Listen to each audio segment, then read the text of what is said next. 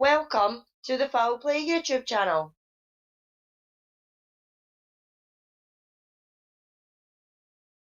Good evening or good afternoon, everyone, and welcome to the Crime Theory Exchange, episode 4.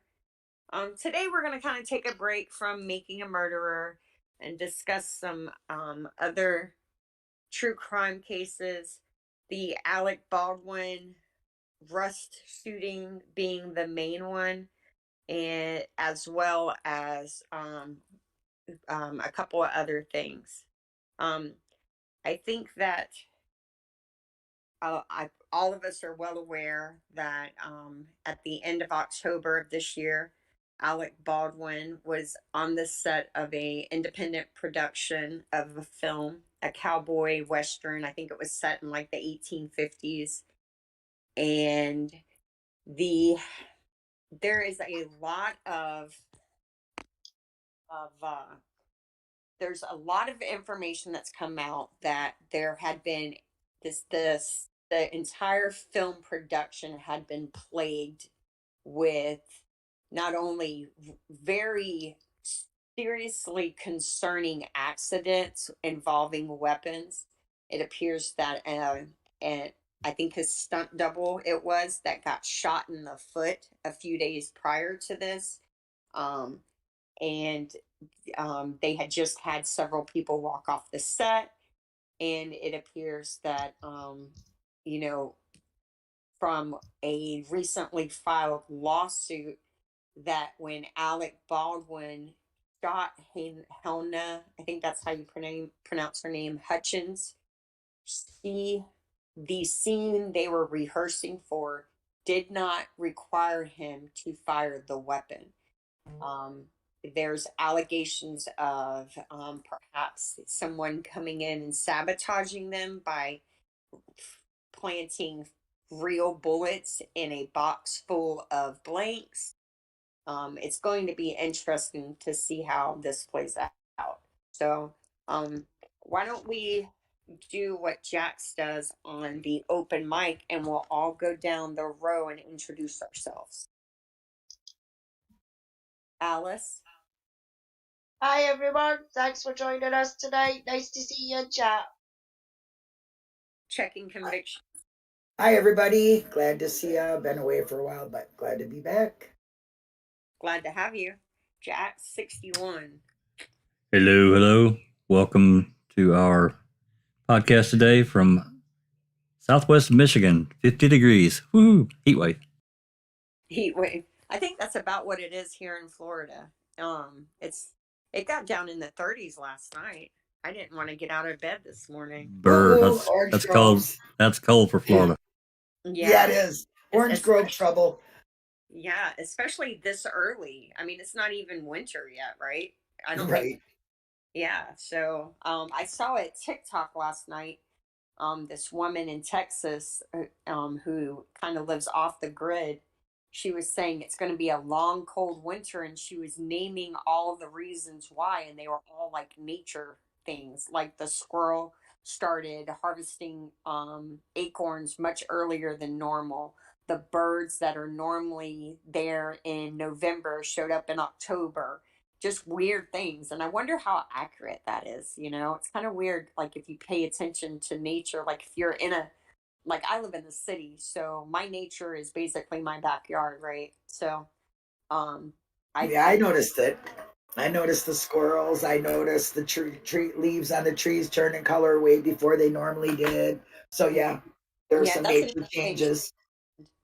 Yeah, that's another thing she actually mentioned. Yeah. So instead of me basically talking about Gregory Allen today, we're going to talk about this case. And I'm actually interested in what your guys' thoughts are on what Alec Baldwin's liability is. Because not only is he of course, he's the actor, the star of the show. He produced the show, so financially he is he's responsible. I think that. Well, I don't know. Christina got cut off. Oh,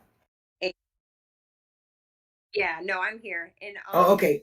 I'm just kind of interested to see what everybody Well, can I say, did he start out with a large budget? I mean, did he cut budget as he was going, or was this a low budget film to begin with? it's a independent film, right, Jax? I Right. think. Yeah, it's pretty low budget. They didn't have Right. a lot of extras. No, they didn't. He's the one producing it and putting Well, it out there, right? he's one of the ones. He's not the only producer. Okay. All right. Yeah. Well, yeah. Okay. I think- My main question, honestly, is why are there live guns on a set? That is just basically what my thoughts are. Why do you have live ammunition and guns on a set? Well, Especially as if they didn't need to shoot the gun, you said? There was, you know what I mean? Yeah. So one of the articles that I had read last night was from a guy who, and this was written prior to this incident, and it was from a gentleman who has been a armorer on film sets since 1980, and I think the article was written in 2017. And he said that basically having real guns, and I still am with the remove the firing pin out of the gun so it can't fire, but having real guns capable of firing blanks on a film set just makes the scene look more real. But and his thing was, and it's and it's understandable that you want to have it as realistic as possible. CGI or computer generated imagery just can't get it. Like, it's great on big budget films, you can do a lot with it, but on these lower budget films, and I think the Rust set had like a $6 million budget. Sounds right. Does that sound right? Okay. Yeah. But even that, money. you could hold it, right? You could hold the real gun and then cut the scene and put the sound in there, You could do the whole scene without really firing it. And like you said, have the firing pin out of it. Or having to show where a bullet hits. You could have do exactly what you said, the sound effect, and you're done. Right.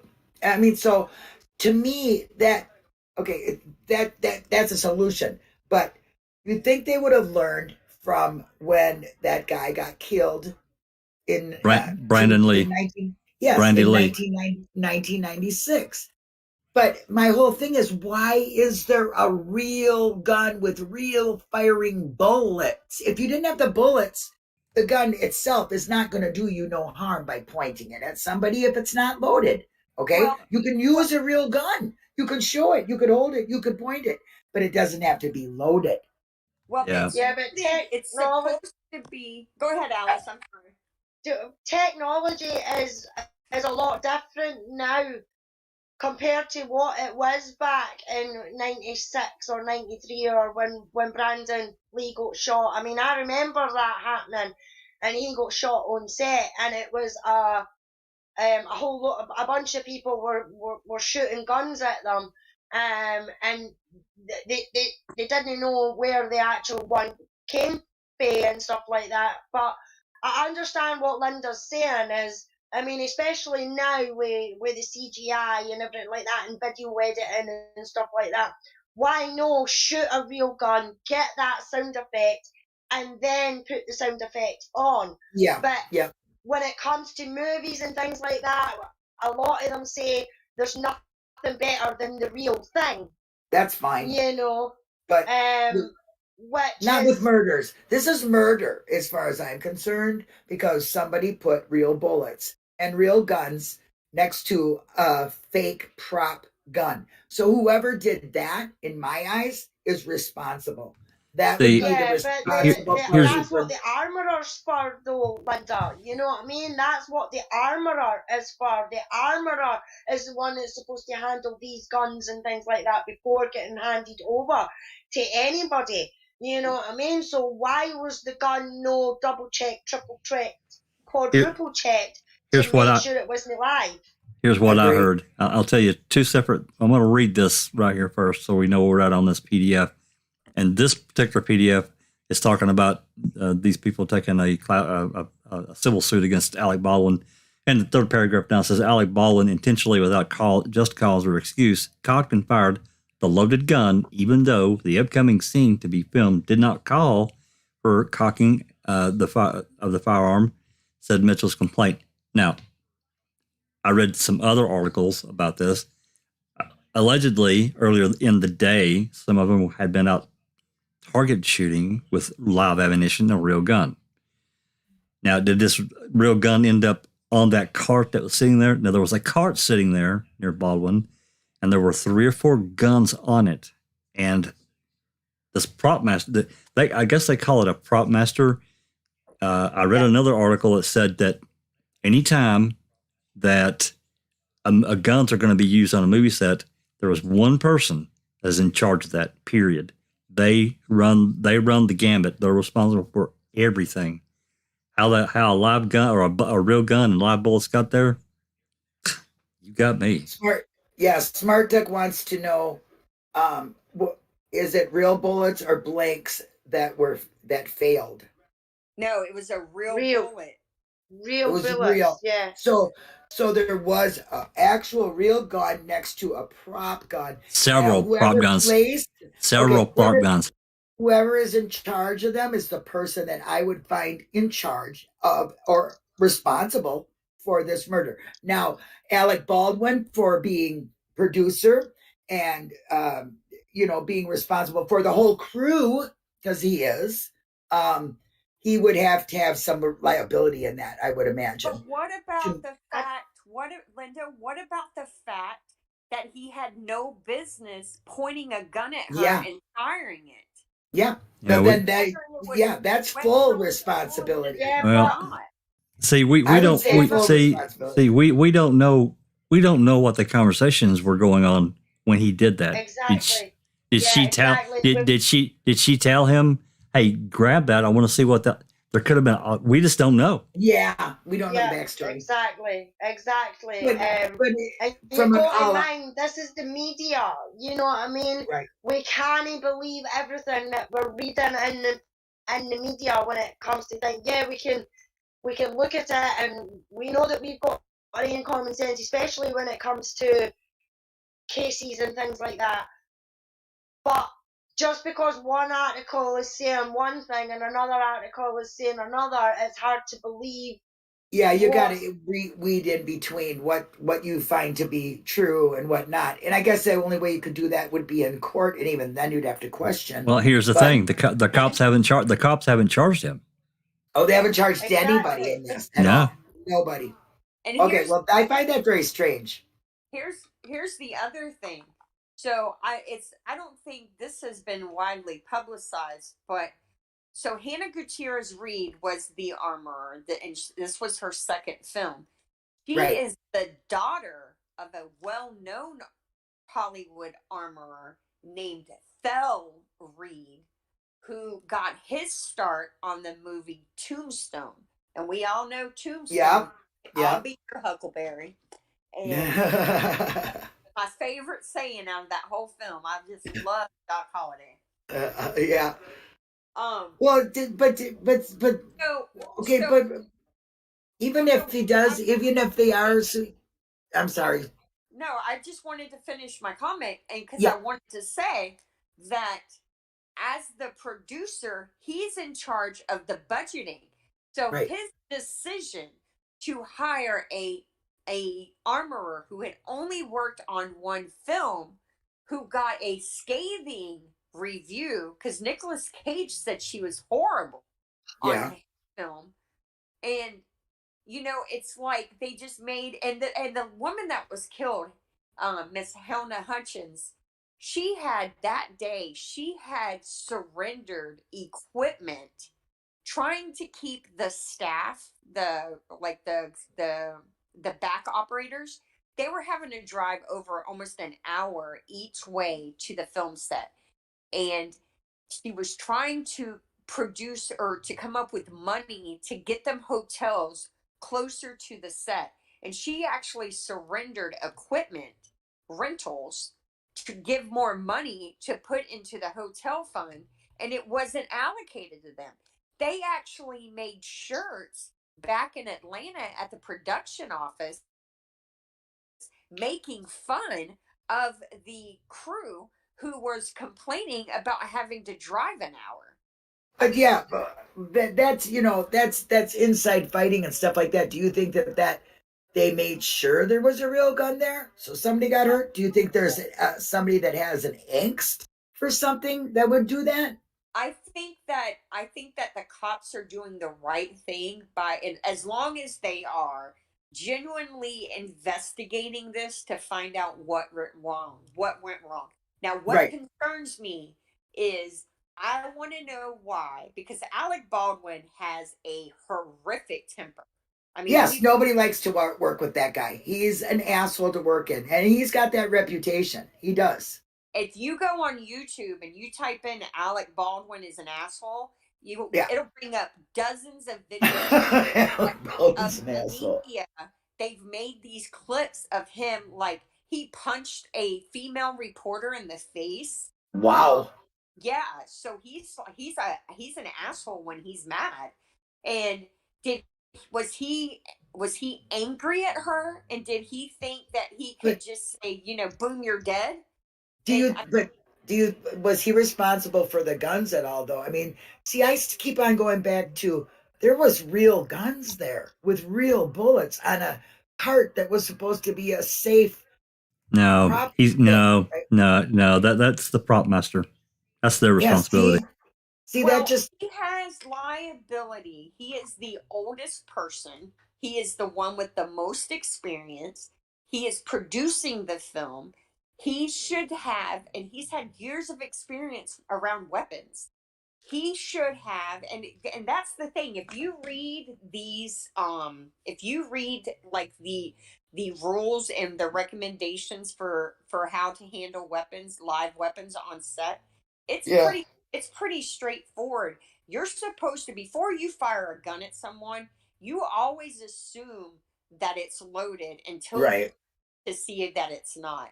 And but he got told that the gun was clear. Yeah, the gun was called cold gun. Cold gun. Who gives him that advice and tells him that the gun is clear and the gun is safe? That is the armorer, and that'll be why he hired the armorer, in my opinion, because the armorer is the expert when it comes to I think they're required to do that after Brandon Lee's death. That's what they're required to do that. Exactly. Yeah, exactly. So but there should have never that he's had on films and everything like that. It's probably been they've had an armorer to bring me the weapons and pass the weapons and hand the weapons out and everything like that. I mean, I'm not just blaming the armorer, but the armorer has got a big part to play in this as well, in my opinion. And I don't think all the blame should be put on Alec Baldwin just because he was the producer, because he answers to people above him as well, who's only giving him this little amount of money to make this big film that they want it to turn into a Hollywood fucking blockbuster or something that. You know ultimately, he is. I mean, Christina's right. He is an executive producer. I mean, I think there's 2, maybe 3 executive producers. So, I mean, ultimately, he's going to have some liability in it. I have no doubt. Yeah. But is he responsible? There's still somebody purposely had to have been right. That had to be purposeful. Hey, I want to say hello to Zoe. Zoe. Hi, Zoe. Hi, everyone. Nice to see you. Did you get your teenager? You get your teenager taken care of? Yes. I'm just listening. You just keep talking. I just wanted to say good. hi. I seen you sneak in the door here. I wanted to say hi. Thank you. But that is purposely done somewhere. You do not. You're filming something. You know this. This is the way. Your brain is working. We don't want to kill nobody. They just want it to look real. You have somebody who checks the gun, makes sure that it is what the actor needs. It shouldn't really be up to the actor to know the difference between a real and a fake gun, because they are trying to look real. So to me, if I was an actor, I would think, okay, the gun they're handing me is safe. It has been told that it's a cold gun. It is a prop. It's not meant to kill, but it's meant to look real. So yes, I should use it. But think So, about, you know, 2 days prior, they had an incident where a cold, safe gun shot someone in the foot. yeah. Now, see that right there should make you more aware, don't you think? Yeah, you would think you would double check, especially. Oh my God, triple check on the same set. 2 days later. Yeah. Really? That's just crazy to me. There's a Whoever lot put the real gun and the bullets, they're responsible. There's a lot of red flags in this. There's a lot of things. There's a lot of warning signs that were not heeded that could have prevented this, and that's what this is. It's a preventable tragedy, right? Oh yes, whoever, in my eyes, whoever put them real bullets there with that real gun on a cart that is supposed to be used for filming of fake but realistic looking ammunition and a weapon, whoever put them there, that is the person that is purposefully doing that, if you ask me. And they are the ones that should be held responsible. That's my view on this. Mm-hmm. And then there's the oddity that they had to receive a tip to find a van that was full of more bullets and more guns. Okay, who owns all that? I don't know how it works in the film industry, so I won't even hazard a guess. But yeah, they're not naming anybody. What I have read from, because I've read, a few different things since this happened, and it appears that, what it looks like is no one took guns seriously on this set. And we know that the guy Halls, the guy who handed Baldwin the gun, had been removed from a film a couple of years prior because he had recklessly shot a gun, and whatever it did, it caused the person he shot it at to be out of work for some time. Scared the crap out of him. Yeah. There you go. The big question is, why are there real guns and real ammunition in any space of making a movie? I agree. And why would you have a guy like that who has that reputation as your armorer with no experience around a set where real guns are going to be handled? I thought those guys had to be certified. I thought there was some. I hate to say government certification, but I think that it's some kind of certification. I thought that they had to have, and they had to have that certificate to be an armorer, because it's specialized training, and they're responsible. They sign liability. Jazz Naz says in the chat, has no one learned nothing since Brandon Lee? Apparently not. No, apparently not. Yep, I have to agree. I am so appalled that they even allow real guns to be on a set doing fake things. Well, that's the thing. If you want a gun in your shot and you can't afford a prop gun, then you rewrite the script. You don't bring a real gun in. You don't do it. No, well, you don't bring no ammunition. A sound effect and you add the sound effect later. Yeah, that too. You could do that, absolutely. But no bullets. They're not bringing you live ammo on your set. So whoever allowed all that is they're all liable then, because there should be a straight law. No real gun. Like every film set that has gun safety regulations, they all are very strict about the live rounds being completely separate from the blanks, right? They shouldn't have no live rounds. And we know that from 2 days previous, they weren't separate. And that right there should have been when Gutierrez recognized, shit is not handled right, and sat down and took a couple of hours and reorganized and accounted for everything, locked up the live rounds, made sure that everything was contained the way it should be. But this whole entire film set, if you read what the workers are saying, it was run like a shit show. It was run like the Stephen and Brendan investigation. Just there's no logical reason for any of it. Yeah, Jasnaz is saying from what he understands, even blanks can be dangerous as well. Yeah, I think I've heard along the lines as well, Jasnaz, that blanks can be dangerous in that as well, because it's still putting some sort of projectile in the gun. But I mean, with the CGI and the technology that we've got nowadays, fair enough. Back in the 80s, the 70s, the 80s, the early 90s, they probably used live guns and live ammunition, because that was the only way that they could get the right effect, the right sound, the right look, everything like that. But we're now in fucking 2021, you know what I mean? They can do fantastic CGI with dinosaurs and things like that. Why can they not do that by putting the sound of a gun in and not having a real gun on set, like Linda was saying, you know what I mean? Or if it's just for the look of it, have a real gun on set, but don't have the firing pin or disable it so that it looks real, but nothing can actually be fired at you.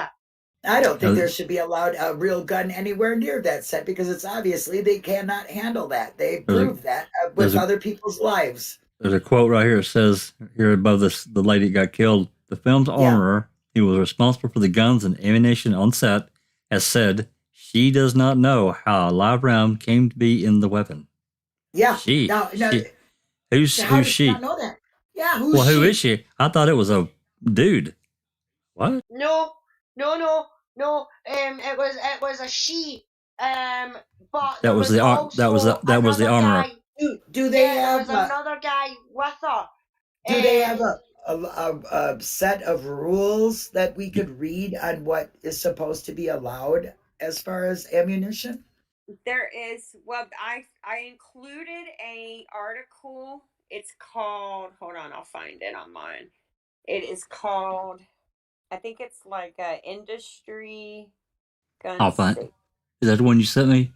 Yeah, it's called Movie Gun Services LLC. Got it. I don't know what I titled it. Got it. You did. It's Movie Gun Services LLC. Yeah. Got it. Okay, yeah. I just give us a visual of what they expect, or somebody could read this, because as far as I'm concerned, you're doing things that are to look real, not be real, and they should really not have any live ammunition anywhere near a real gun. Here we go. Is simple. It's Number a simple one. Basic. Okay. It says recommendations for safety in firearms include restrictions on the use of live ammunition. These guidelines are intended to give recommendations on the safe handling and use and storage of firearms. I'll read a little bit of number one here. Blanks can kill. Treat all firearms as though they're loaded. This includes real as well as prop guns. We strongly advise that any person handling theatrical firearms should be trained in the use of firearms. No person is to be coaxed, coerced, or otherwise forced into handling a firearm. Utilize protective shields. That's another thing. Protective shields, hearing protection, and other appropriate personal protective equipment for personnel who must be within close proximity of any blanks fired from a weapon. The studio safety department is to be notified prior to any weapon use on studio property. Wow. Well, that right there, they didn't even uphold too. It's like they just laugh at all of this. Either she is so inexperienced that but either way, Baldwin, whoever decided she was qualified enough to be the armorer on a set where these kinds of weapons are going to be used, right? Because it's a Western. So, I mean, there's going to be a lot of guns in it, because that's the thing. I mean, you would think you would have hired her father. Inexperienced or not, she's still taking on that responsibility, and she should be held accountable. And the person that hired her should be accountable for that, for the hiring of her. And the person who gave him the gun. Yeah. All three of them. They're all three in trouble. So we're just going to have to wait to find out what the investigation brings. But in my opinion, if they don't make it a law or something where there is no real ammunition, at least ammunition, okay? Then they're going to find this happening again. Let me read number 3. Never point a firearm. I was going to say, read number 2. Read number 2. It's worse. I was reading. Never point a firearm, right? Yeah. So let's start with number 2. Never load any firearm until you're actually ready to use it. Never point a firearm at anyone, including yourself.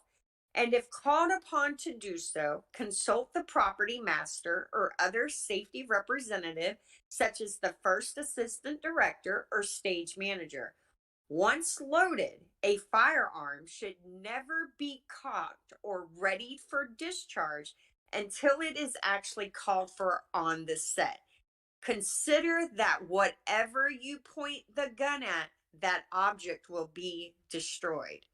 Number 3, point a firearm at anything you do not intend to shoot, whether the gun is loaded or unloaded. Never place your finger on the trigger until you're ready to shoot. Keep your finger alongside and off of the trigger. I mean, it's... That's the way I was. Basic safety rules. That's the way I was taught to fire a gun. I mean, I didn't go through like training at some facility. That's the way my father and my grandfather taught me. Put your finger along the side until you're ready to shoot. Never point a gun at a person unless you're prepared to kill them. That's right. Yeah, I was raised the same way. Like I told you, I had one experience with a 12 gauge when I was younger. I never shot a gun since. Okay, because it did my arms some damage. I've shot a lot. I've shot a 38. I've shot a 357. I've shot a 44. But see, but you're not aiming them at somebody. You're not pretending to make a no. film. You don't have hundreds of dollars invested in something where you have hundreds of people working around you, and then you shoot somebody. Yeah. See, that's just the fact that any live ammunition is allowed on a set is what really, really bothers me. I mean, that is like totally, whoever did that, I find very accountable. It's not. That's the thing. It's not allowed on the set.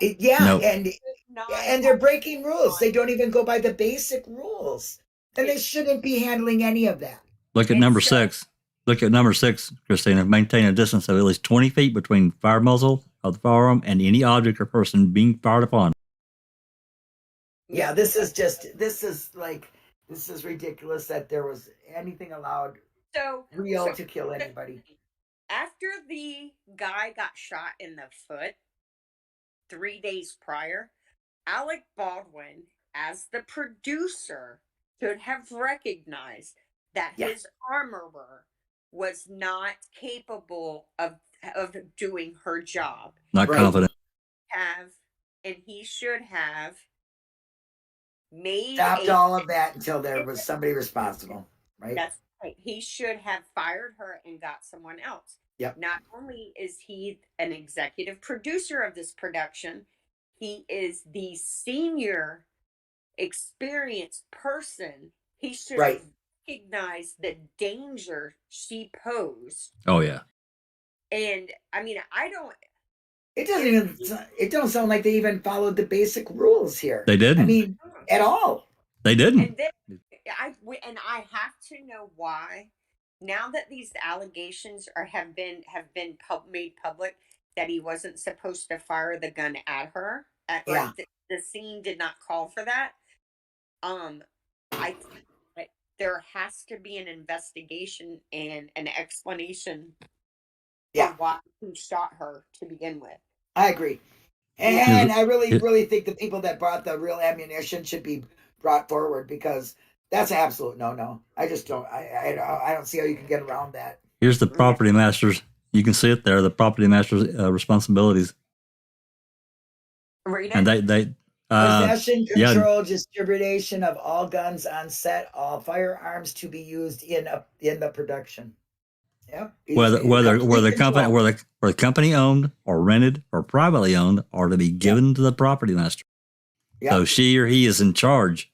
That's why I said earlier, I knew I'd read that somewhere. It wasn't on this, but it was right. Because you can't have more than one person and responsible. It's like if you're a teller at a bank, you can't have like 4 people working the same till. Yeah, work in the same drawer. You can't. It won't. No, that don't work.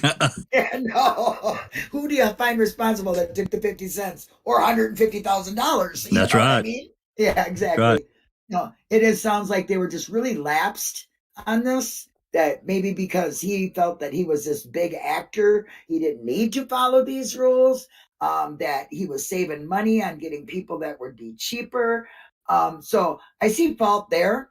But I definitely see fault in the person that was supposed to be handling, putting it out, saying it was a safe gun, and then even the fact that there was real ammunition or a real gun there. Wait a minute, What? I want to know if the scene they were shooting did not call for the gun being fired. Did the scene call for the gun at all? Well, see, that's what we don't know. What interaction happened between the director and what was going on with Baldwin? So let's put a hypothetical out there. Let's say that there was no reason for Alec Baldwin to have a gun in his hand at all, period.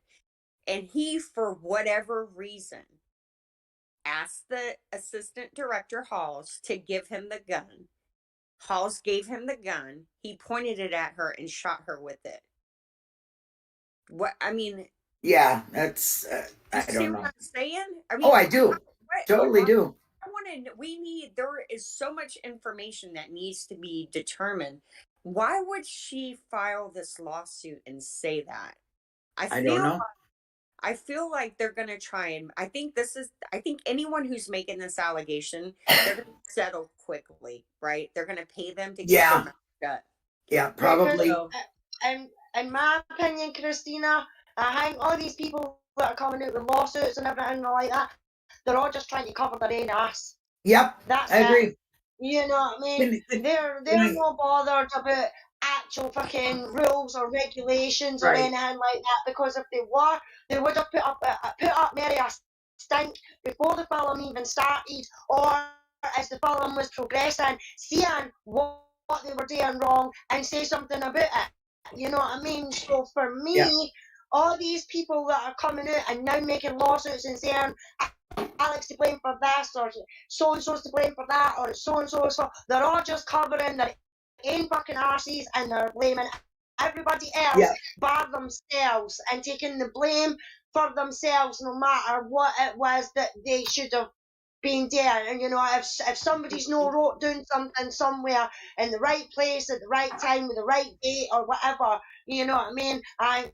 There's just too many people coming out and just blaming Alec Baldwin for everything and not taking the responsibility for themselves. You know what I mean? The armorer, the floor manager, the other producers, everything like that. And I mean, that's just my opinion. You know, there's a lot of people involved in this, and a lot more people need to take responsibility and stop blaming it all on Alec Baldwin, because it's not just Alec Baldwin. He's got people above him that he's got to answer to. Maybe it's been the people that gave him the money to make this show.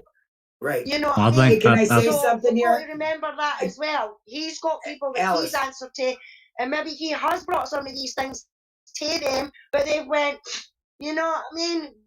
We just don't know. Right. Hey, Alice, guess what? All 3 of them found guilty.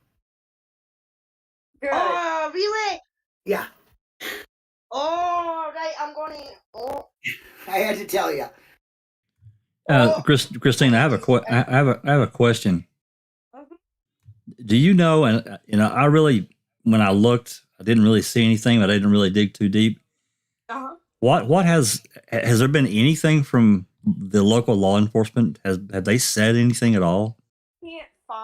I tried to find. I can't even find an official police report. See, I couldn't either. I couldn't find shit. What are they covering up? There's been statements made. So here's my thinking, all right? And I understand what you're saying, Alice, but like this lawsuit that's filed, that the one that we're talking about, was filed by like one of the script writers. She wrote the script. She's the person that called 911.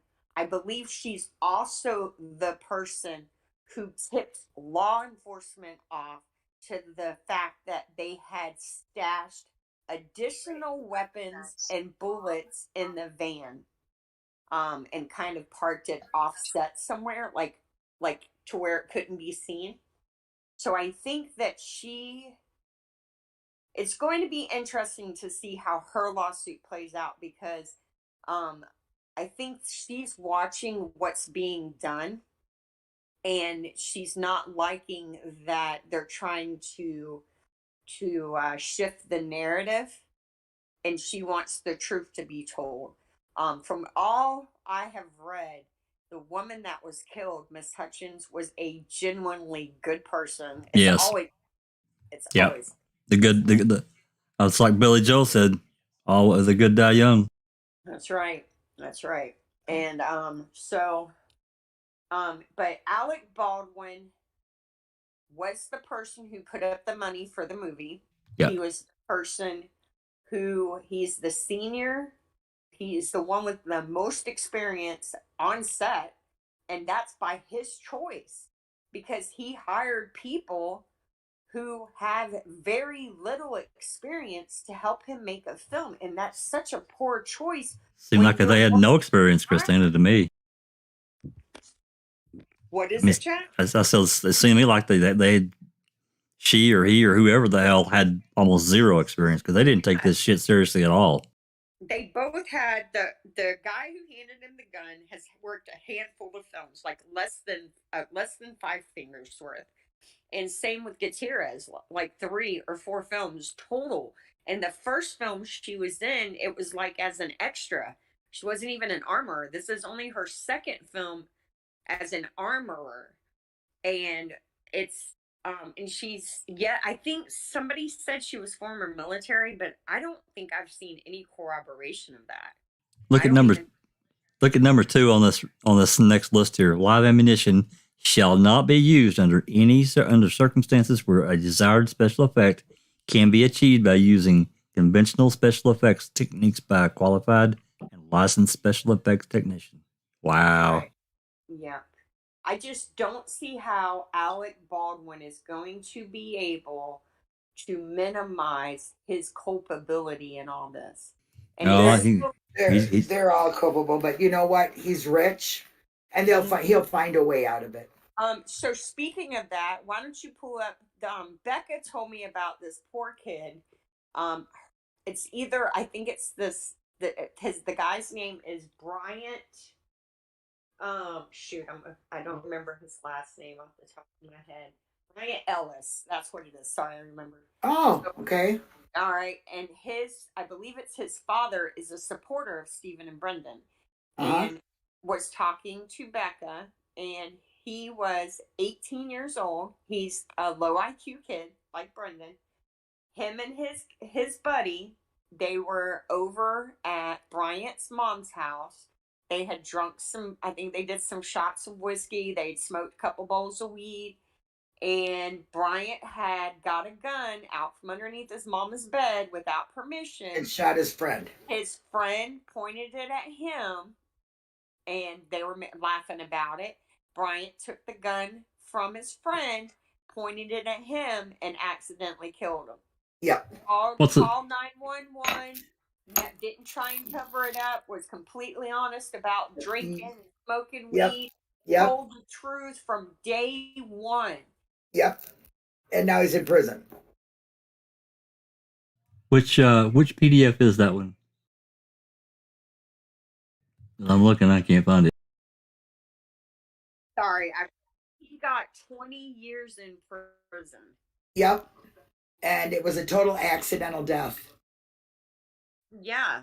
But they find him capable because he was playing with the gun that he shouldn't have, right? Well, so now where does the culpability come in the movie studio? You know? Saying that, no. But if Alec Baldwin had no business pointing that right. gun at because the scene didn't call for it. Right. And shot her. I agree.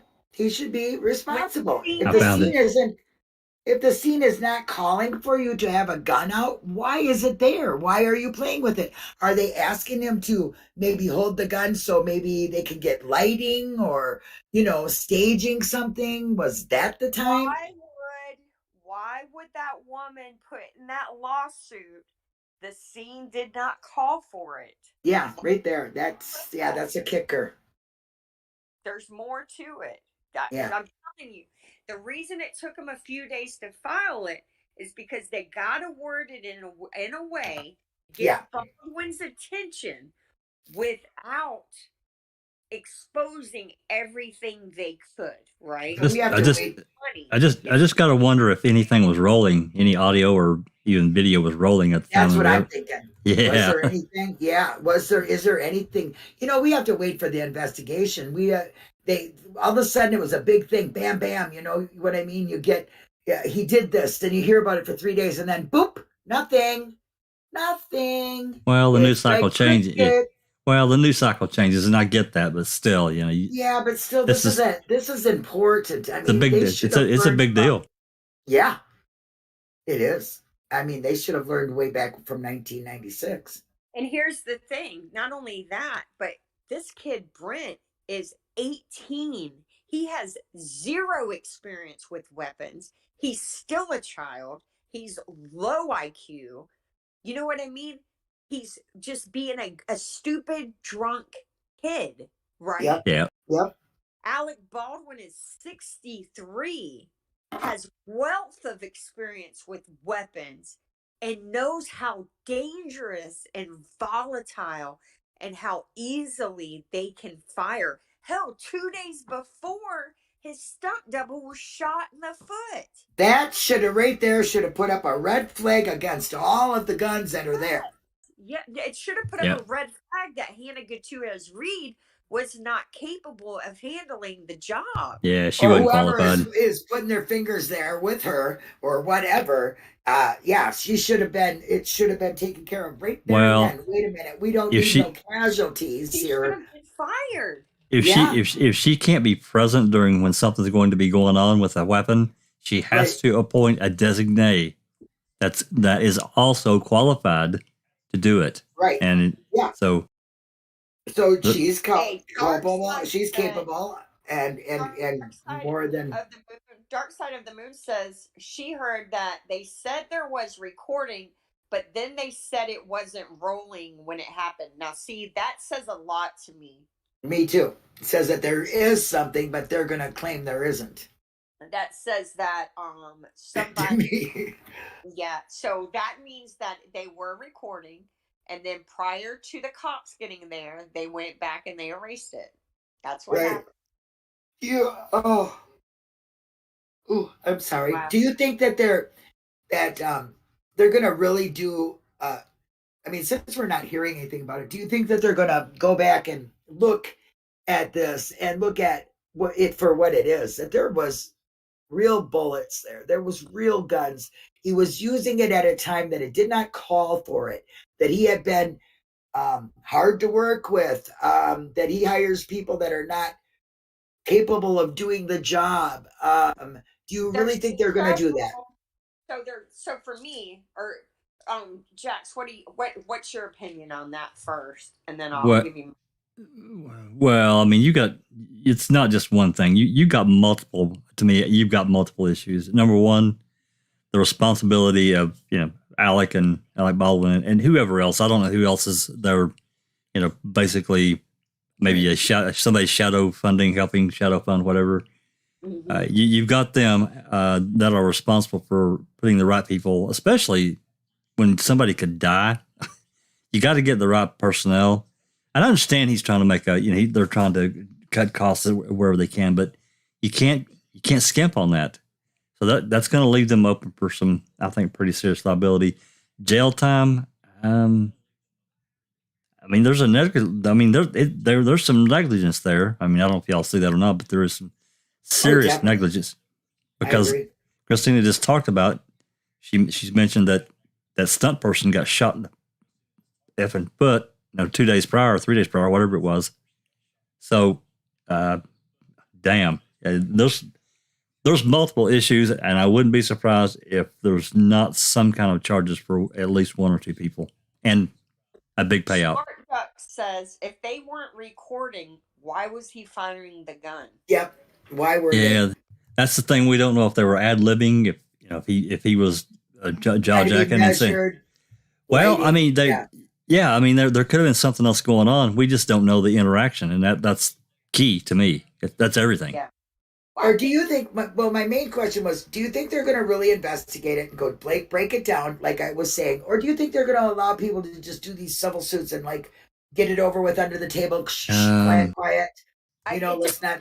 I think there's a couple of factors here. One, I think these civil suits are interesting because the civil suits are your witnesses, right? Yep. So basically, they've lawyered up, so they're not talking to the cops. And so they're going to have to talk through the attorney. And they are now giving the people who are liable, which are Alec Baldwin, Hannah Gutierrez Reed, and the guy, I can't remember, it's Alan Halls, maybe. That might not be his first name, but his last name's Halls. So those three and whoever else was the executive producer, I can't remember. I think, Jax, I think you're right. I think there was two additional. Yeah, I think there's a little bit, somebody else helping with even if they weren't really involved on set, they were helping with funding or whatever else, marketing. So those are the liable parties. Those are the three that face criminal charges. So, but this is the disadvantage they have. There is a ton of evidence in this case, right? We already know Alec Baldwin pulled the trigger.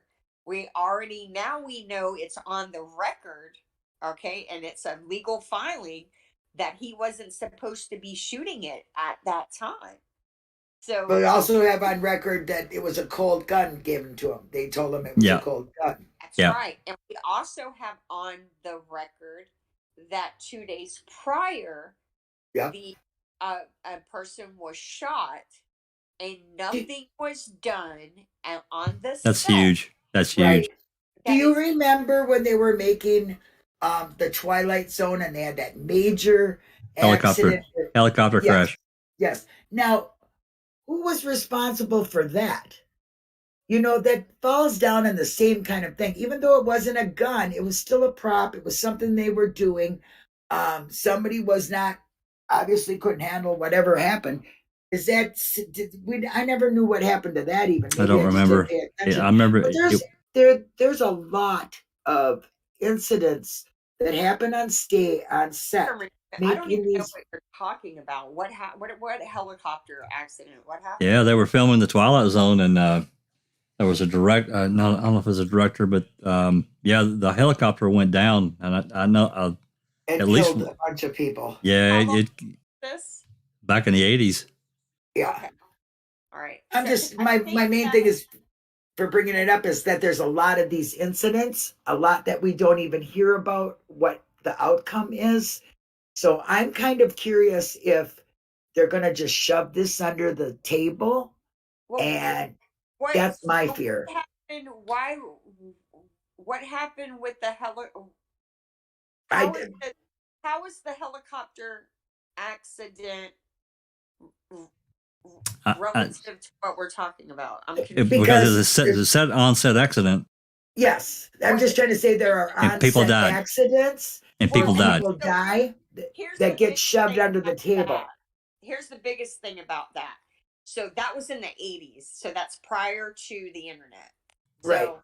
So I don't know. Now, I did find a case, and I included it, of a young guy.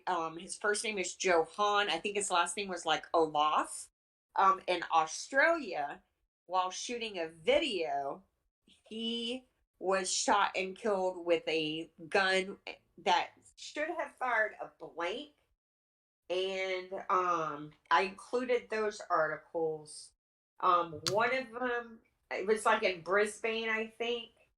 And I wanted to read, I never went back and read it, the result of the inquest, because he was shot in the head by a gun the blank wadding was it was too powerful, I believe is what the So it became a projectile. yeah. And Johann Offner. Oh, it's close. L and F.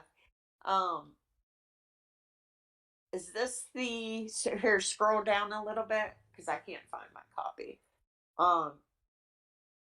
So they restructured Australian mandates for like how to handle guns on set because of this incident, and this was in 2017. And even though it's on another continent, you would think that Hollywood would have taken notice. Oh, yeah, absolutely. Yeah, and adjusted this. And go ahead. I got a question, and this, I mean, it's all related, but I have to wonder, now that I'm thinking about it, did this armorer, prop master, did they have to sign legal documentation to say that they were qualified, or was it wink, wink, nudge, nudge? Oh, I did this and did that. Okay, you're hired, kind of thing. Yeah, it's probably, it should be A, but it's probably B, right? I agree. Okay.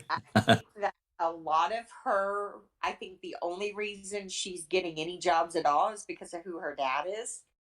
Who'd you say her father was? The armorer, I think it's Thel Reed is his name. He was the armorer on Tombstone. Oh, okay. I got you. So he's a longtime Hollywood armorer. He worked on Blade. He's worked on several movies. He's very well known. And so I think that, so a lot of her experience, they're probably thinking is going to be from being, being her father's child. But let's be honest here.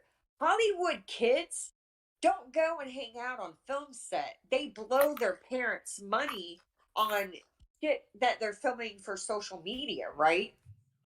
So very few are going to take advantage of learning how to become an armorer. I should have warned the ladies before I scrolled down there. Woo, yeah. That's some eye candy there.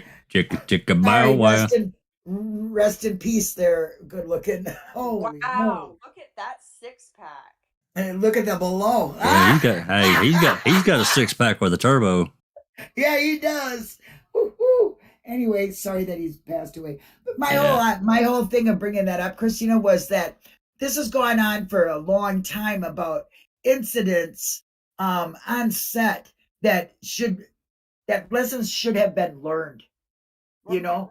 Right. Yeah, and they're not doing anything even as far back as the 80s to now, where technology as far as filmmaking, whether you're doing low budget or not, has come so far that these should not be a question anymore. This should not. We should not be seeing this at all. That thing that happened on the Twilight Zone, the helicopter crash, that there was something that should have it was wrong. So something, it wasn't like just they really bad. No, there was more to it than that. It was right. That's why I can't remember what it was, but it kind of does. It really does play into this, and it goes into the fact of who maintained the helicopter, the mechanic, and all that shit. Right. Right. I'll have to look it up later and try to find it. It's an on set incident that was supposed to be held by a professional. The way it was handled was not, and right. That's what I'm saying. We haven't learned anything from that, which was really catastrophic. And then we have in 1996, and now you hear about this in other countries. When's it gonna? You should be doing it. I just Googled this. Yeah. A co-director of the Twilight Zone. This happened in 82, so I was like 8. Yes. That's why I don't remember it. Yeah. Well, still, my whole thing is just because of it being an on-set incident. I'm going to be happy to hear this, though. So, co-director John Landis and 4 other men working on the film, including special effects coordinator and the helicopter pilot, were charged with involuntary manslaughter. Okay, good. I didn't know. I remember. It was a big fucking deal. I remember that. Right. Now here's what's going to piss you off. During a Following an emotional 10-month trial, a jury acquitted all 5 defendants in 1987. Yeah, see? Wow. Wow. Yeah. There's So, where the power in the 2 Hollywood. children, 2 little kids died in this. Yep. Yeah, it was horrific. And now, how bad does it have to get? Okay, that's way back when I can understand some issues happening with when you're doing what they're doing. It's new and all that. And I guess I kind of get it a little bit. But these are real guns being placed where they shouldn't be in any way, should not be there. That is not a mistake. That's an intent in my eyes.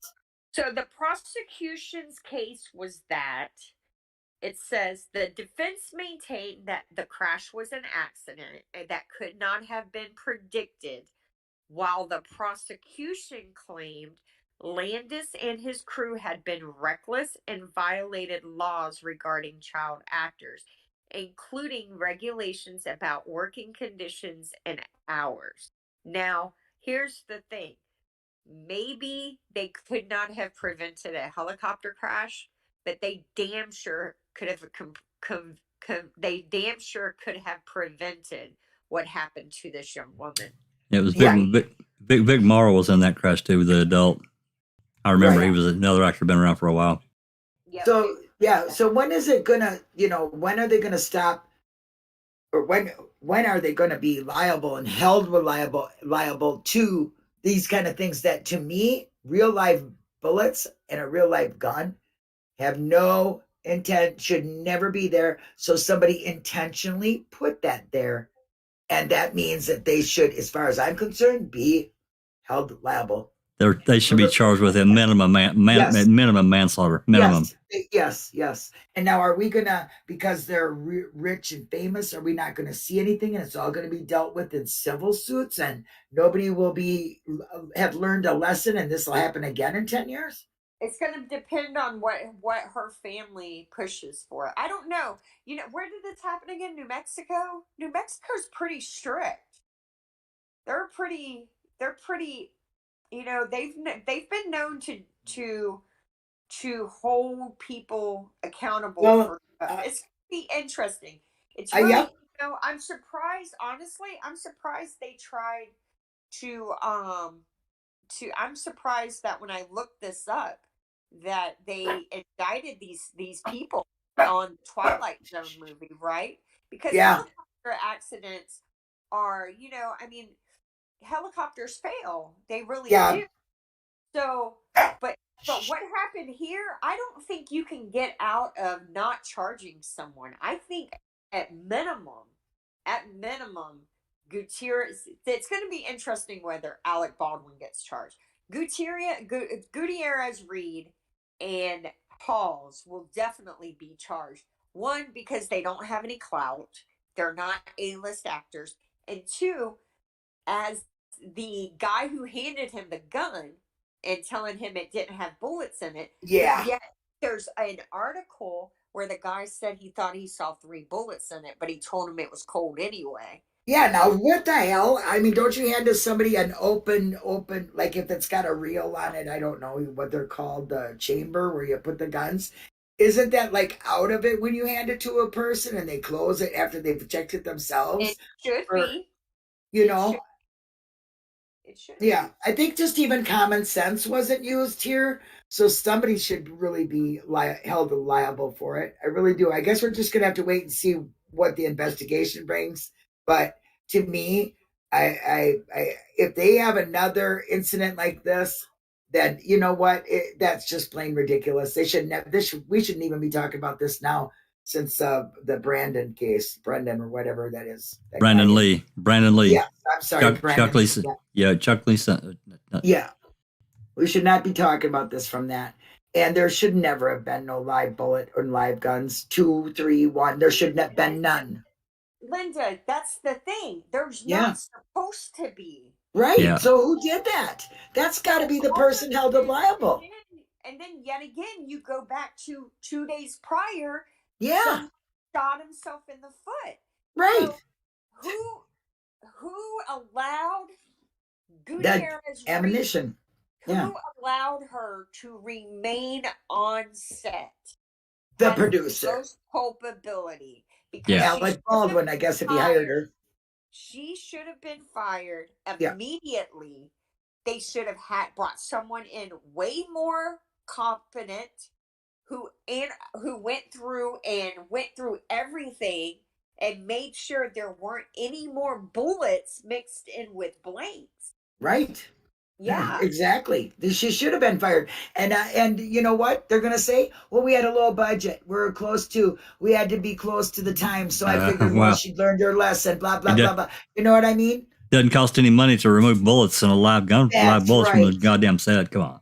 That's right. What if a little kid was around there, you know? And I mean, because actors bring their children all the time. What if it would have happened? And you have child actors on set too sometimes. Yeah. I mean, this can go for, I mean, my mind can travel a long way with this, but I guess we have to wait and find out. But it is honestly just real common sense that you don't even have to be a specialist in handling a gun to know that you do not want to put real bullets by a gun that's supposed to be pretend. This article here is about these cast members and crew members walking off set the day after Alec Baldwin was involved in an accidental shooting incident on the set of Rust. Was a particularly eventful one after several disgruntled camera crew members walked off the set. Halnya Hutchins was present when a gun Baldwin was handling to rehearse a scene with her and her director, Joel Souza, went off, killing her and wounding the director. Speaking in an affidavit to police shortly after the accident, Souza noted that day in particular was unique because they had just brought on several new camera operators last minute following a mass walkout that took place earlier that morning. Well, that shouldn't have anything to do with the handling of a gun, camera people. So you can't use that as an excuse. No, not really. No, at your job, okay, so your job's taking coats from people as they walk in, right? You're not in charge of controlling the crowd. But say a crowd breaks out, okay, and you got their coats. So what, are you responsible for controlling that crowd? Well, absolutely not. Did a disgruntled camera person replace a gun on a cart? Yeah. That's what I'm saying. Is this sounds intentful to me. Oh, you know, definitely. Like no doubt about it. Purposely put there. Intention. Yes. And I can't wait to find out. If we ever do. I don't think Baldwin is going to be able to get out of this. I don't think he can. And he shouldn't. If he hired that girl and he hired her and she is not capable of her job and he knew of this incident and he allowed it to continue, he's responsible. Yeah. Read this. This is what I was talking about earlier, Jax. So read that. Rather than add an extra 2 hours of commute to what sometimes amounted to a 12-hour shoot days, crew were reportedly promised hotel rooms nearby the set. However, after the second week of production, they learned that the production would no longer be footing the bill for hotels. How can you do that? The reason stemmed from an international alliance of theatrical stage employees that stipulates that producers only have to provide rooms if workers spend more than 13 hours a day on the job, or if an individual crew member lives more than 60 miles away. The outlet reports that most live 49 to 54 miles from the set. IATSE Local 600, I guess that's their union, Local 600 reportedly deemed the accommodations being offered to the camera crew were fair. Really? Really? They hired people that they were just within the distance and just under an hour of having to pay for a hotel. That sounds like cheapskate to me. That's going to come into like a 16-hour day. I mean, overall, time you get up, get ready, drive. God almighty. Yeah. Basically, they were probably working them 12 hours and 45 minutes and having them drive 58 miles, right? They were just pushing basically an hour. Basically an hour. Yeah. So you just had 2 hours each way. Add an hour each way on the end of their day. Yeah. And the beginning of their day. Yeah, that's like real fair. Yeah. There's a section in there where one of the cameramen was literally just sleeping at the set, I guess I would He too. was afraid of falling asleep at the wheel. Sure. Oh yeah, yeah. That's irresponsible of their end too. I mean, so Right it here. sounds like there was a lot of upheaval and, a lot of angst amongst these people with Baldwin and the others. It's right here. For how cheap they were, and After working Yeah. a particularly grueling 12-hour day on the Sunday before shooting, a crew member spent the portion of their night in his car. Most camera crew members who typically have to stay the latest on sets to clean and break down equipment began fearing that they would fall asleep behind the wheel on the hour-long drive back to Albuquerque. And Yeah. it's like desolate, right? Oh yeah, There's definitely. no street lights. That's No. the worst kind of driving to do when you're tired. Everyone Yeah, it knows is. that. It is absolutely awful. There's a lot in this case that they really need to look at their principles at. They're just straight. See right there? Yeah. bad. However, among the employees at the Atlanta-based production company, requests for better lodging accommodations were reportedly treated as a joke, with T-shirts being made mocking the crew's request. Wow. Those were not known to the crew when they decided to take action.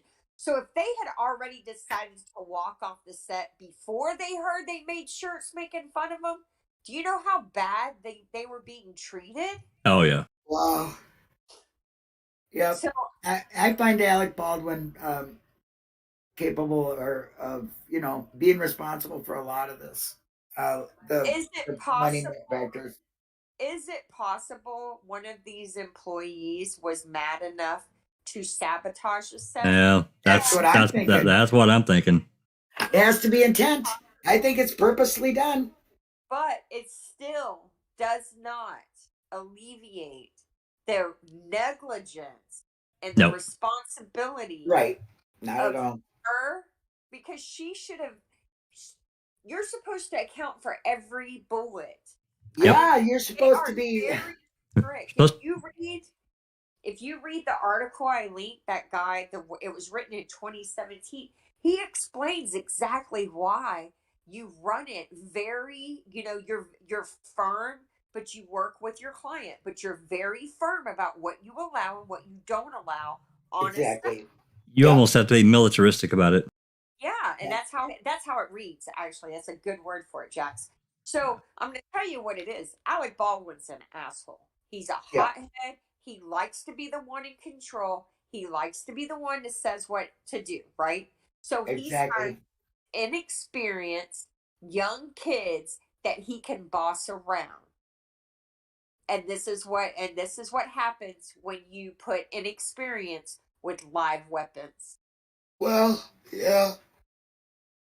I think that they should have fired her to begin with, right at as soon as there was an incident with the foot being shot. Sorry, you got to lose your job. You can't do your job right. You're gone. Bye. See you later. We're not going to shoot till we get somebody capable of handling our firearms and our props correctly, because people are having incidents of injury.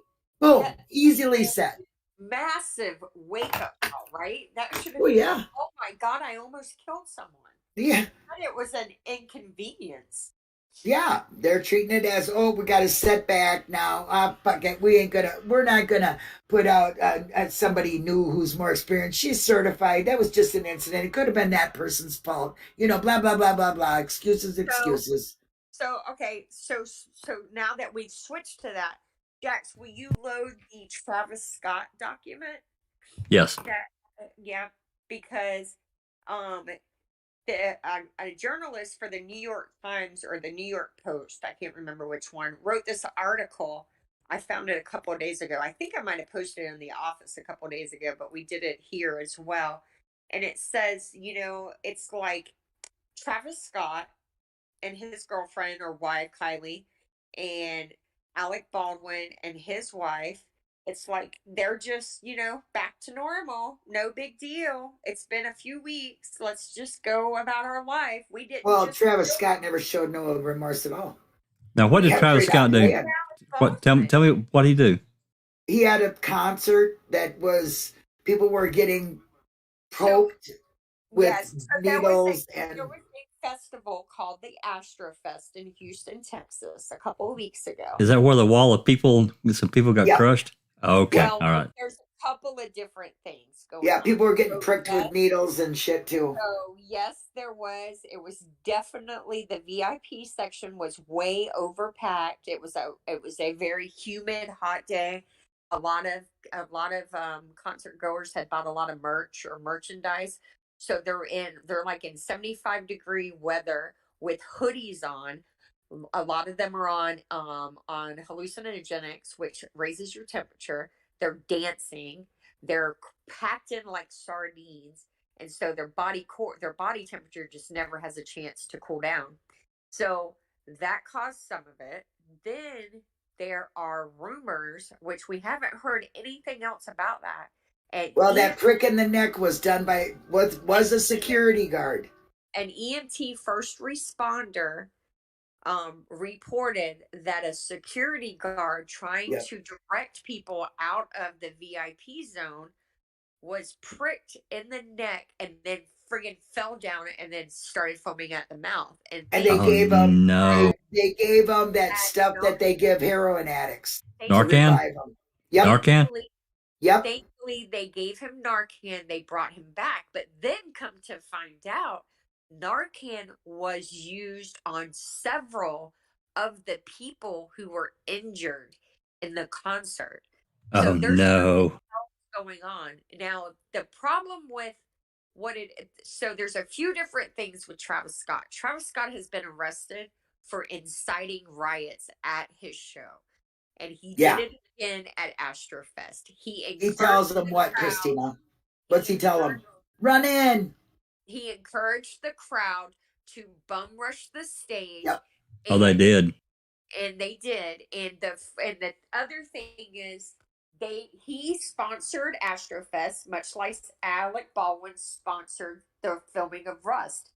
So they designed the emergency exit where it was so narrow that you couldn't get people out. They were just clogged in.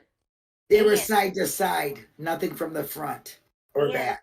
And it's a pit area, like there's a wall, and it was bad all the way around. Well, his scene was of devil worshiping, and so there was people, that get riled up by that kind of cult behavior that was going on. Well, when you walked into the show, you're actually walking into his mouth, and it's shaped like a devil. Yep. So there it was an eye. There are, and then so there the are eye of evil or something. Who are trying to link this with Illuminati and stuff like that. Yeah. But I'm just staying focused on what we know. So the latest casualty, a 9-year-old boy, has just succumbed to injuries he sustained at this festival. A 9-year-old boy. So I don't know why you'd bring a 9-year-old boy to that kind of concert anyway. Well, that's what my husband said. But I was like, you know what? I took my daughter to concerts when she was 9. Yeah, but not that kind of concert. Yeah, I did. I took her to festivals. I wouldn't have had her in the VIP section, but we went to festivals. Of course we did. I raised my kids going to concerts. We always, and I loved the outside ones because they wouldn't get so bored. We could walk around, see different venues, do other things. It was great. We never camped or anything, but it was great because it wasn't like, $80 for a 2-hour show where you have shit seats and you don't see anything. I love the festival atmosphere because it's more family oriented. My daughter had a blast. But, I've taken my kids to them things too, but not up there where they're mosh pitting and we don't know where this little boy was. We don't know what he succumbed from. Right. And the other thing is, there are allegations that they did not check vaccination cards. They did not search them properly. So this whole Travis Scott in a load of trouble with this. Well, why does vaccination cards? What does that have to do with it? I guess they you either had to be vaccinated. I don't know, something about the Oh, vaccination. that's strange. Yeah, That'll cause corruption or that'll cause, chaos right there. I think in order to go to the show, you had to be vaccinated, or you had to wear. I didn't know that. That's I know something I didn't know. I know that some. I saw a couple of videos from that whole thing, and of course they cut it off. They didn't show the whole thing, but the wall of people they did show. Yeah. They did show inside there. They were pushing and people were trying to get out. Yeah, they talked to a couple people, survivors, and it was like they were squeezed so hard that they couldn't just barely breathe at all. It was so tight. 2 people went on stage telling them to stop the concert. People are dying. Yeah. And they did nothing. Yeah, the same thing happened here. I took my wee brother to it was a mini festival. It was called Gig in the Green, and Marilyn Manson and Eminem were playing. And that's the reason why. And I like Marilyn Manson, and not it doesn't make me a murderer. But I didn't like Eminem, but my wee brother did, and that's why I was there. But there was a whole group, like bigger ones. There was a lot of young there that were there to see Eminem, And they were right at the front, and a lot of the crowd started pushing to the front and was squashing the wee ones and everything like that. And I watched Eminem show. He stopped singing, he went off stage, and he came over the tannoy and everything like that. And he was swearing and everything, and he's like, look, if you don't fucking stop the pushing, if you don't calm down, they're not going to let me back on the stage. And quite frankly, I don't want to go home right now. I want to have a party, And he stayed off stage for a good 10 minutes or so until the crowd calmed down. They got a lot of the youngins over the fence and everything like that. And that completely changed my opinion of Eminem when he did that. You know what I mean? He stopped and didn't come back on stage until the crowd had calmed down and everything like that, and then the rest of the concert went on, That's a responsible thing to do, and that's what Travis Scott should have done, but he did not do it. And I find him very, he's the one that encourages rioting at his concerts. He tells you to bum rush, come in, push, shove, have, mosh pits, be evil. And the Illuminati thing, that was a purposely done thing. That's his whole thing. See, so you get a whole different type of people that what Christina would bring her daughter to, or what I would bring my daughter to. We're not going to go to cult type, things, and that's what his whole stage was. The eye of the Illuminati and the devil, and you walk through his mouth and all that. That's all production. Okay. In the meantime, you're getting people who are hyped up, right? Because of the way he wants you to be at his concerts. Him and his staff that watch around the stage should have seen what was happening when people are saying, stop. They're yelling that. They got people up there. He should have stopped. I find him very liable for that shit, for not stopping. Yeah, some of the footage I saw also showed them bum rushing the gates, and some of these security guards and people were getting knocked down and damaged. I don't know what all happened there, but it was pretty bad. It was pretty bad. Yeah, they're not going to take responsibility for the chaos that they produce.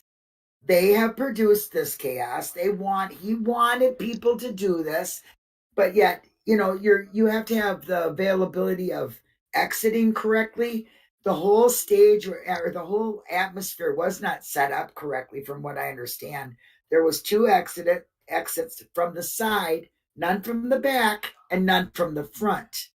And they had the railings placed in spots that if they weren't there, people wouldn't have been getting squished. I feel so fortunate to have lived in the times that I did, coming up in the 70s and the 80s and going to concerts and just having a freaking blast. Yeah, me too. Just a blast. Me too. People didn't do that.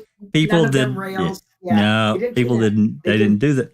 We got, if you were on the floor of the Coliseum, you could dance, or you could, just jam You out with didn't them. act a fool. Crazy. Yeah, well, there were some. I mean, there are always people that get drunk. I went the to a lot cops of go and outdoor get beat the shit out of them and haul them off. That sure that happened, but yeah, I went to a nothing lot like. of outdoor ones. I don't remember of all the concerts that I saw and even went to, and I don't ever remember anything like that ever happening ever. Me neither.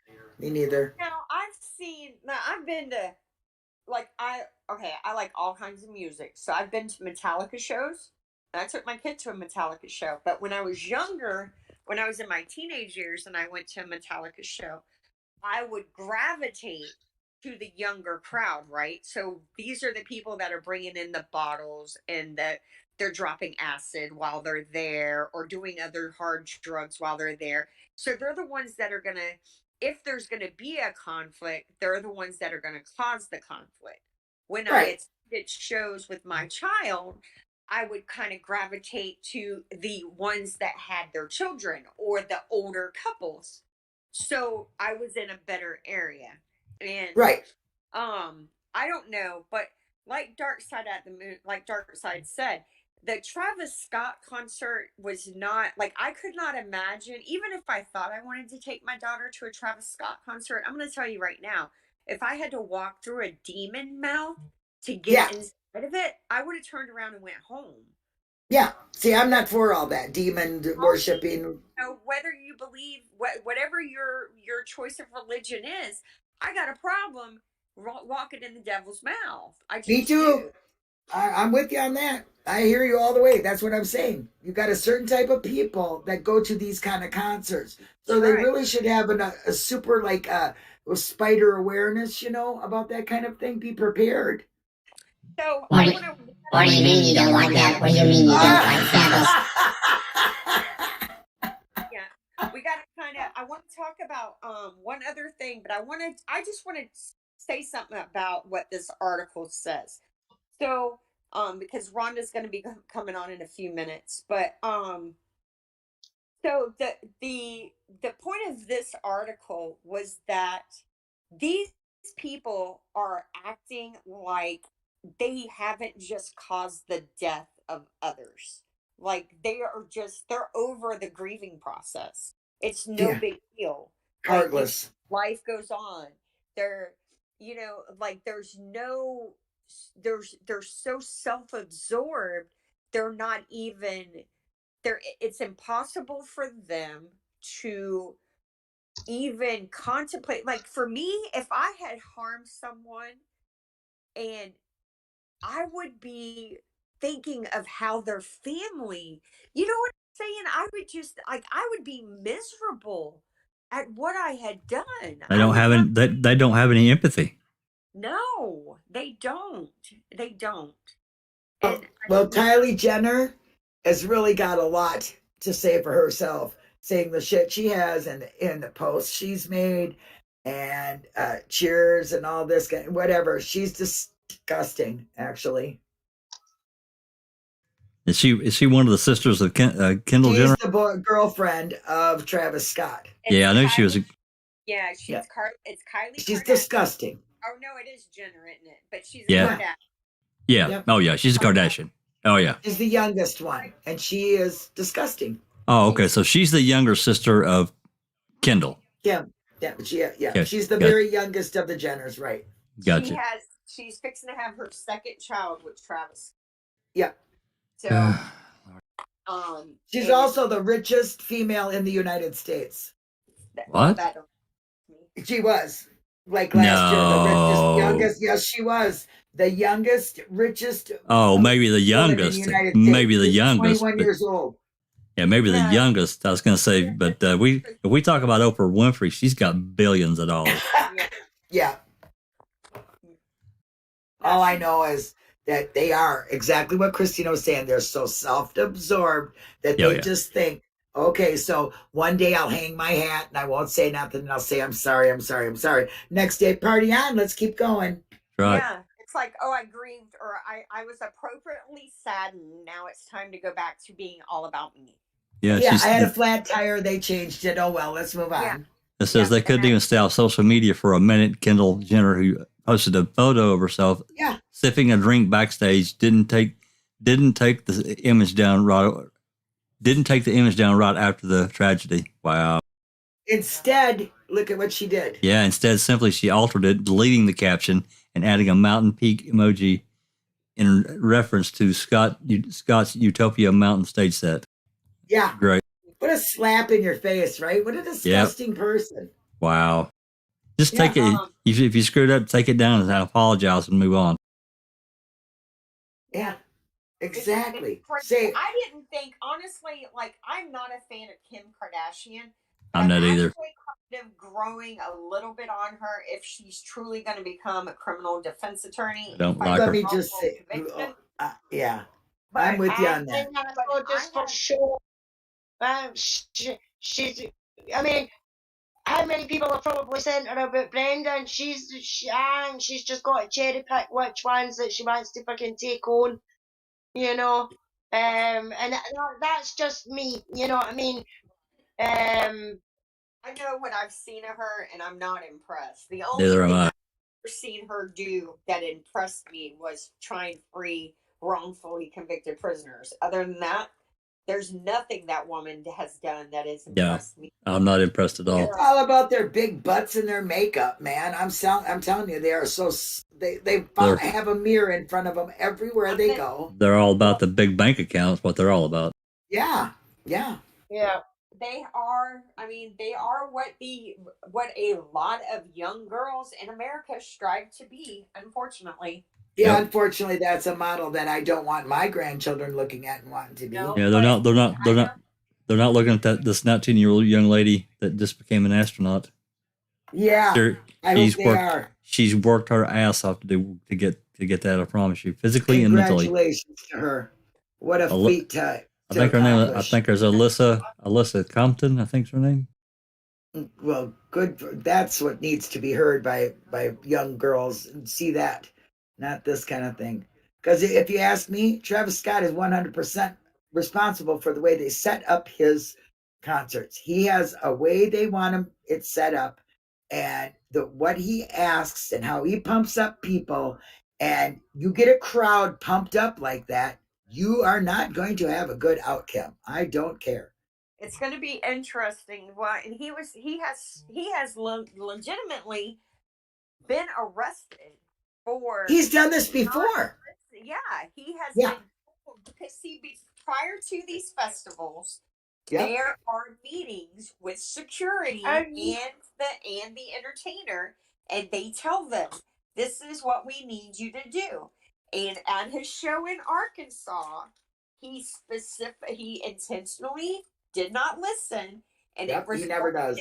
And it resulted in one of the security guards getting his leg broken. And so, not only did he get sued, he got arrested for that shit. Well, his manager, how he treated there's a lot going on. Ladies. Yeah, for sure. Sorry, ladies. I've just read a comment for Darkside in the chat. Are you fucking kidding me, Darkside? Kylie Jenner took Kylie Minogue to court over wanting her name to be hers and hers alone. Yep. Are you shitting me? Was No. that true? Yeah. You can't trademark a name, a personal name. Kylie Minogue was on the fucking planet before she was even a twinkle in her daddy's fucking penis. You know what I mean? For her to be giving it, it's my name and you know, Kylie Jenner is the center of the universe. She needs a good slap across the face or a good slap across the arse and to help to fucking mind their manners. Jesus Christ almighty. It's pretty good. Alice. You want to go to court for me and yell it for something sometime? Because moving on, ladies. I truly love this, but I want to speak a little bit about the Waukesha am I saying it right? The Waukesha. If you're bringing up the parade, that isn't going to be a short discussion. I got a lot of opinion. The Waukesha Christmas parade tragedy, where I believe now there are 6 because 6 deaths, and the gentleman's been charged with 5 counts. It's domestic violence related. I want to hear more about that. But I just want to say that I think it's absolutely tragic that that they were in the midst of celebrating the holiday, and next thing you know, something like that just happens. I mean, it's how do you prepare for that? It's You just, can't. You can't. But Wisconsin, once again, Wisconsin allows criminals to walk the streets with low bails and bad rap sheets. And that's what that like the boils down rapist to. that has just got off, who admitted to raping at least 4 teenage lassies, and he's been given a fucking probation. Yep. But yet you've got people like Stephen, Brendan, and Daniel who are sitting in jail cells innocent, and these people are getting set free. Yep. It is disgusting. That could have been prevented, that parade, Christina, if the guy would not have been allowed on the street. Yeah. Yeah, considering he only got out on bail a few days before that happened, didn't he? For running over a woman with his car. Who did that? That guy that ran into the parade. The Yeah. guy who ran he ran over a woman because the woman said that she was the baby daddy, and he ran over her with his car.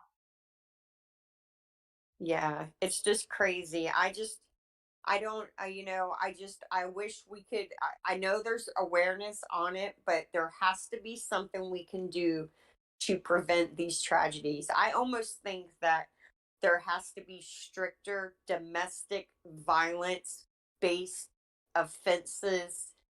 There's going to have to be something, because he shouldn't under have. the Terrorism Act, Christina. They get done under the Terrorism Act. That's what it is. Because we had that happen here in London a few years ago, and they drove right across the bridge, running people over left, right, and centre, and people also jumped off the bridge into the water trying to get away from the person who. Jesus Christ! Yeah, Jack, it was really bad. And it was like some foreign tourists that were involved in the death, because I don't think it was London Bridge, but it was one of the bridges there, and the same thing. A guy ran up it with a car, just knocking people over left, right, and centre, and they get done with the Terrorism Act. So whatever your sentence is for your terrorism acts is what they're supposed to get, I agree with Christina, though. They do need to do something about the domestic abuse laws, that they got these, pieces of paper that say to stay away, and that they're not effective. People have died. I mean, for just making them. It's great that he's going to be effectively punished, and I mean, I'm all for that. But we want to do something so this shit stops happening, right? Yeah. What do we do? Right. Yeah, and I guess it's like 10 till, and Alice is getting ready, or I'm sorry, Rhonda's getting ready to go on. So I guess we need to sign off, y'all. Christina, as far as I'm aware, it's 9 o'clock for me, which is it's an hour from now. Is it? Yeah. Is it an hour? It's at 3 o'clock. 3 Central. For me, it's 9 o'clock at night. And Jerome is on at 10:30 at night for me. Right. It's 3 o'clock for Rhonda. o'clock my time, not 3 o'clock my time. Right, 3 o'clock This is Central. the hardest thing. Trying to figure out where everybody's at and what time. You're an hour ahead of Central. I know what Yeah, time. do you No. know- I know what time it is for me. I just can't keep all y'all straight. And okay. Rhonda is Mountain The Time. way I, So, see, yeah, the way I do it, Christina, right, is as soon as Brendan talks or Rhonda or Foul Play put up the video link saying that they're going to go live, right? Click on that link and it'll take you to the YouTube page, and then under that it should tell you live in 180 minutes or live at 2 p.m. Or live in 2 days. Yep. Yeah. Rhonda doesn't. That's Rhonda doesn't. how I keep up with what times. Rhonda's not scheduled yet. Right, it's not till an hour. It's in an hour. I can't see it. so we don't need. No, she never does it that I way. couldn't see it when I went onto her page. I had to go through the link that's in a room on Discord. Gotcha. Yeah, she Yeah.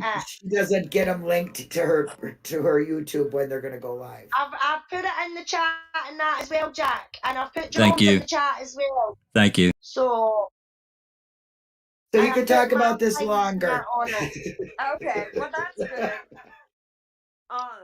So, but I mean, I guess I think about there was a couple, 2 women who lived, I believe, in Oregon, and they had 6 adopted children, and I'm sure the more I talk about this case, you're going to know what it was. They were running from CPS charges. They were starving the kids. They were beating them.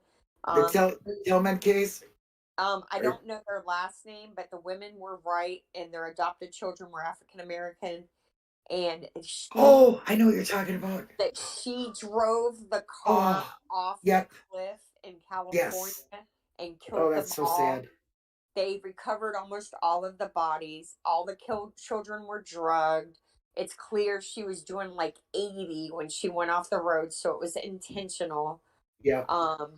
And there was signs of domestic violence, signs of child abuse. Some of the kids came from Texas. The grandmother who had lost custody to this couple had fought, over and over to get her kids back.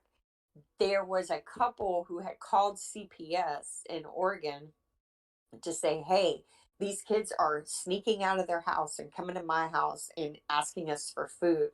What do we do? And, I think you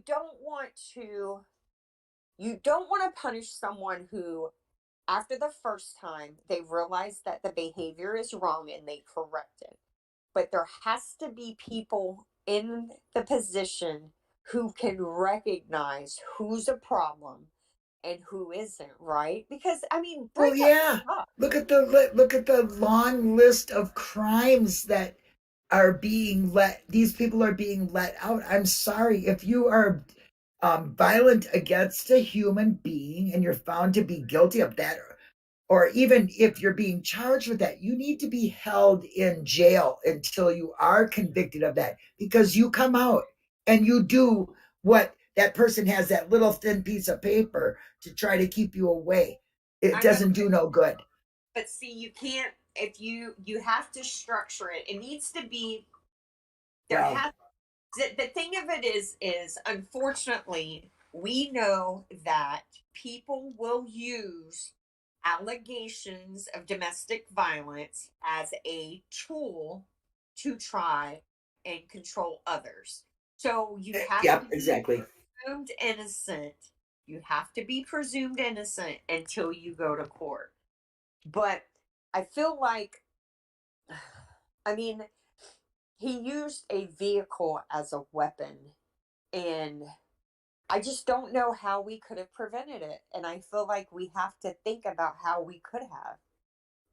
I don't want to take away someone's presumption of innocence, but I don't want to ever think that, that someone could be at a Christmas parade and have something like that just happen to them. It's just awful.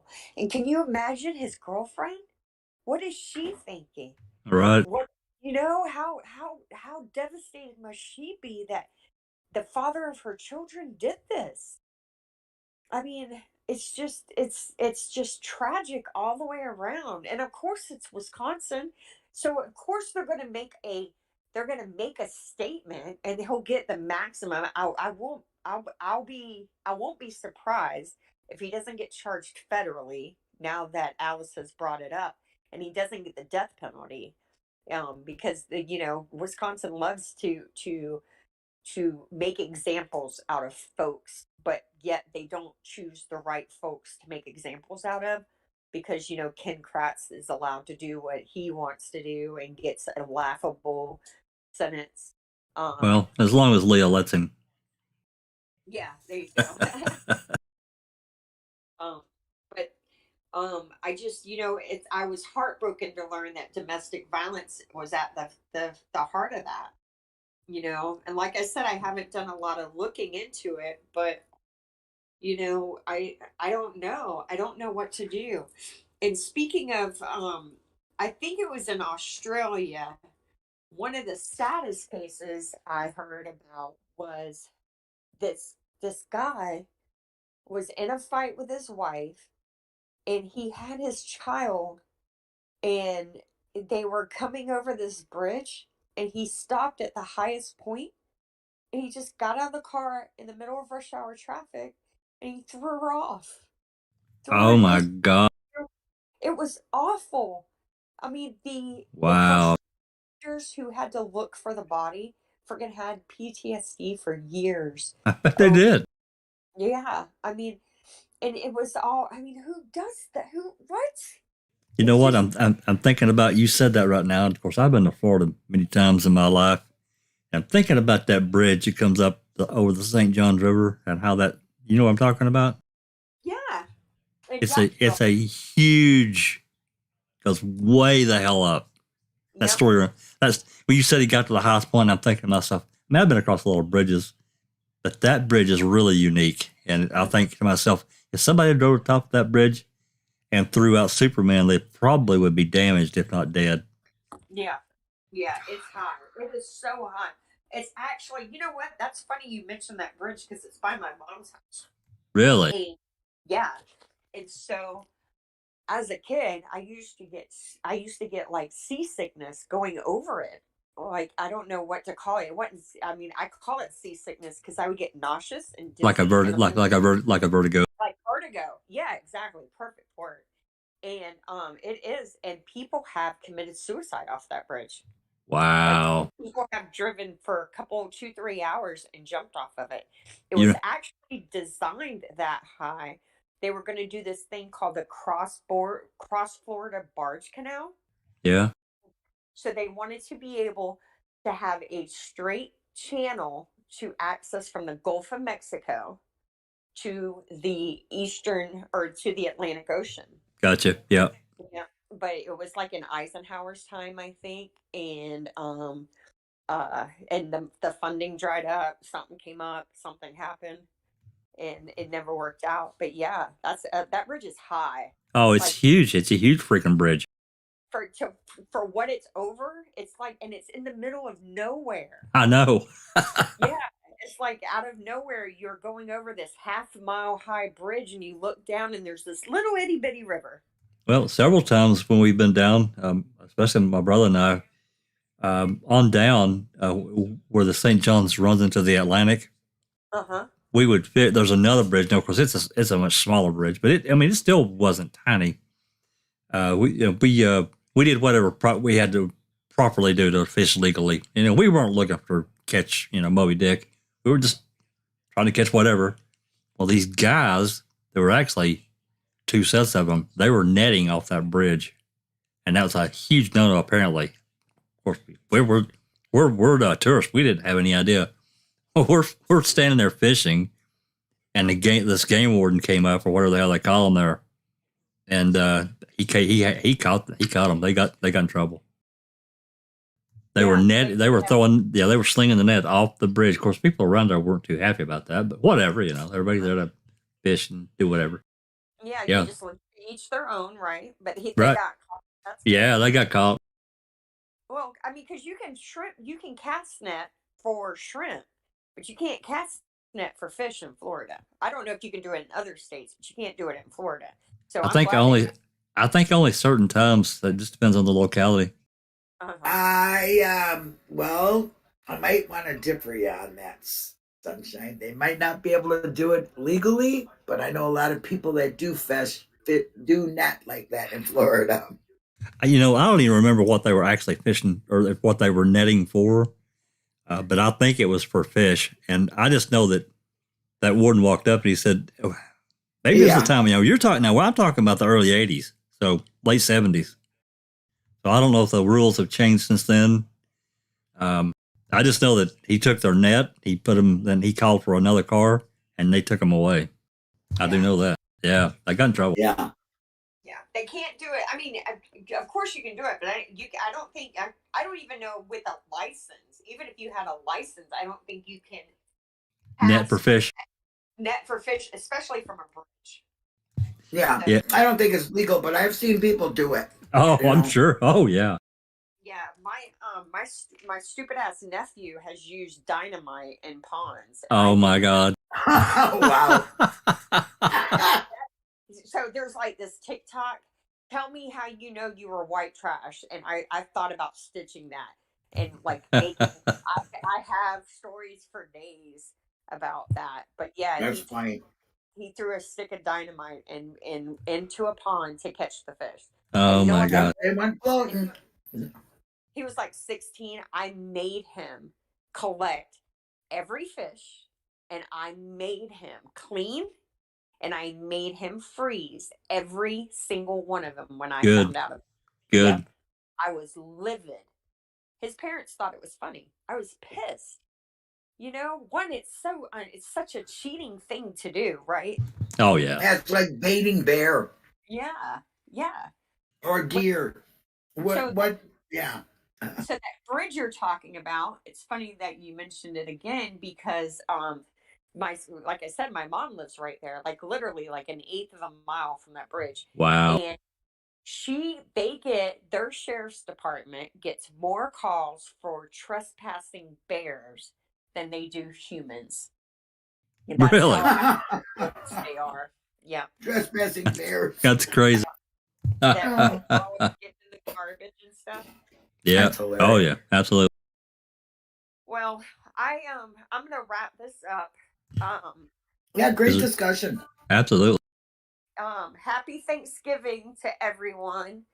And I appreciate everyone for coming, and I appreciate everyone for participating. Thank you, Alice. Thank you, Linda. You're welcome. Thank you. So who's up next? So Rhonda's up next, and then what do you have going on, Alice? It's Jerome.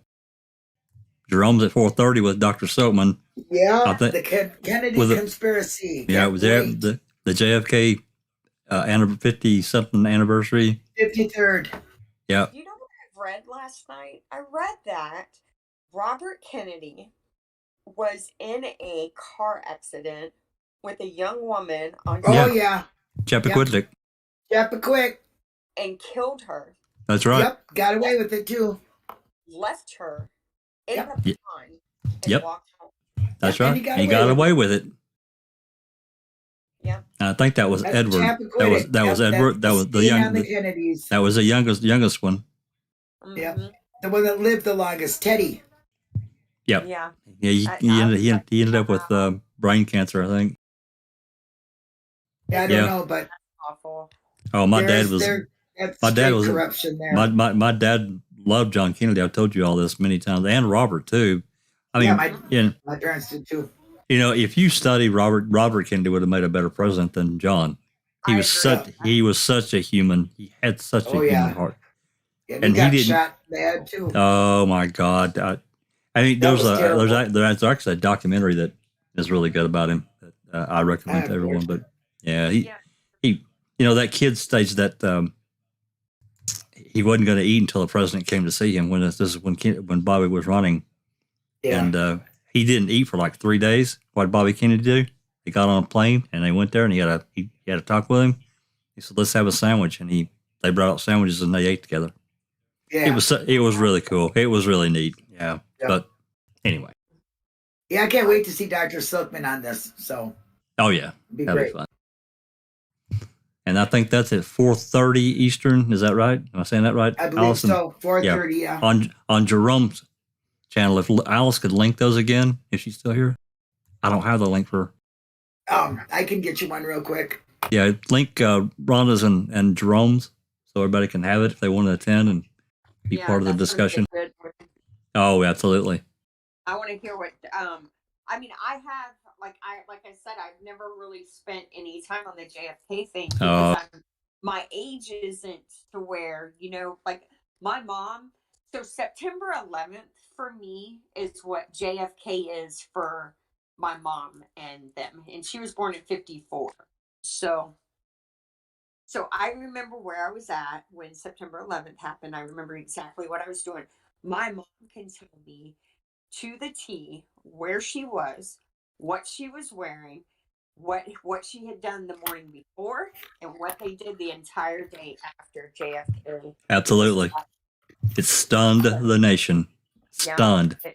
It's a very pivotal event. I think it's very important that those of us who study wrongful convictions learn about it, because it shows just how far the government is willing to go to control the narrative they want to protect, right? No doubt in my mind that JFK was going to die in Dallas that day, one way or another. Yeah. And there was no way he was killed by a lone gunman. Not a chance.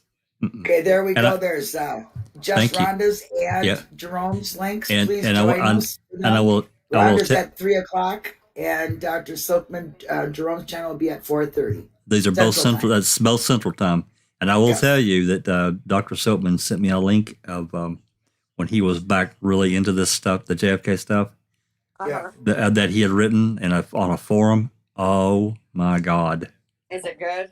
Oh my God! To be different. It is so detailed and so long. Oh my God! But he got, he'll tell you about it more, I'm sure, during the podcast. He really got into some pretty deep waters there with that stuff. Yeah. That's what he said too. Yeah, I can't wait. So, yeah. If it's anything like his research has been in this case, I know it's going to be good, right? Oh yeah, it'll be great. More extensive, like 21 years of it. Yeah. Anyway, thank you, Christina. Yeah, thanks, Chris. Everyone. Happy Thanksgiving to you too. Are we good to Are we good to go? Let me close it out. All righty. I'd like to thank everybody for coming on. Yep, go ahead. I was just going to say, see you next week for episode 5. There you go. All righty. Thanks for coming, everyone. This has been a Foul Play production.